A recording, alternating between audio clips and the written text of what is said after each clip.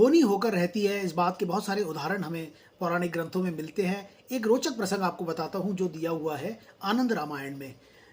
भगवान ब्रह्मा ने रावण के सामने ये भविष्यवाणी की और उसे बताया कि राजा दशरथ और कौशल्या का जब विवाह होगा तो उनका पुत्र तुम्हारा वध करेगा। ये बात सुनकर रावण बड़ा परेशान हुआ और उसने ये तय किया कि वो कौशल्या और दशरथ का विवाह होने से किसी भी तरह रोकेगा। और एक दिन मौका देखकर, जिस समय राजा दशरथ और उनके मंत्री सुमंत्र एक नौका पर सवार होकर कहीं जा रहे थे, तो रावण ने उन पर हमला किया और उसका नतीजा ये निकला कि नौका टूट गई और उस एक टूटी हुई नौका पर राजा दशरथ और सुमंत्र बहुत दूर तक समुद्र में बह गए।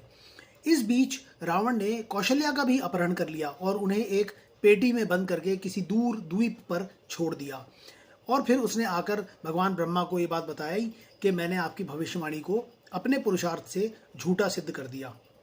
लेकिन उधर हुआ ये दोस्तों, संयोग से राजा दशरथ और सुमंत्र उस नौका पर सवार जब बह रहे थे समुद्र में, तो संयोग से उसी द्वीप पर पहुंचे जहां पर वो पेटी रखी थी जिसमें कौशल्या बंद थी।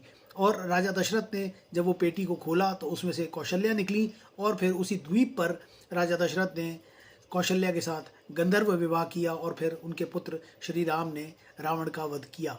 तो होनी तो होकर ही रहती है। ऐसे और मज़ेदार किस्सों के लिए चैनल को ज़रूर सब्सक्राइब कर लीजिए। फिर मुलाकात होगी। नमस्ते।